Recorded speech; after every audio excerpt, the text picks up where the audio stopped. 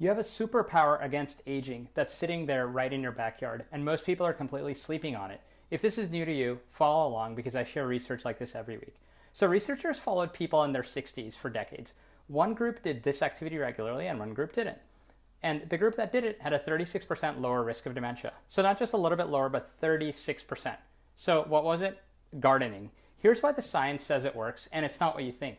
First, it's a full body workout disguised as a hobby. Digging, lifting, bending, and hauling. I think this is real moderate physical activity. A 12-year Swedish study of over 4,000 people found that people who had gardened had a 27% reduction in risk of stroke and a 30% reduction in death from any cause.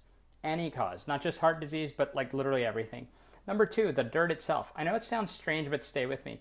Soil contains billions of naturally occurring bacteria and microorganisms. So when your hands are in the earth regularly, your immune system is being trained and stimulated. Chronic inflammation is now considered the root engine of almost every age-related disease like Alzheimer's, heart disease, cancer, etc. Soil contact can reduce this. Scientists call it grounding or earthing, and the research on this is really fascinating, and I'd suggest people spend time looking it up. Number three, vitamin D. Most Americans over 60 are deficient and don't even know it. Low vitamin D is directly linked to premature death, not just bone loss, but cancer risk, cardiovascular disease, cognitive decline, you name it. Gardening gets you outside. Sunlight triggers your body to produce it naturally. And number four, this I think matters the most, is purpose. Having something alive that depends on you, something that won't survive without your attention. Research consistently shows that people with a strong sense of purpose live measurably longer. It's not just metaphorically, but like measurably longer in years.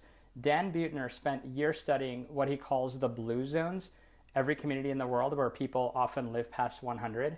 And he found remarkable differences in diet, culture, and lifestyle. But one thing appeared in every single location of the blue zones without exception. They all gardened well into old age. So I think that's not a coincidence, but it's a pattern. And patterns in longevity research don't lie.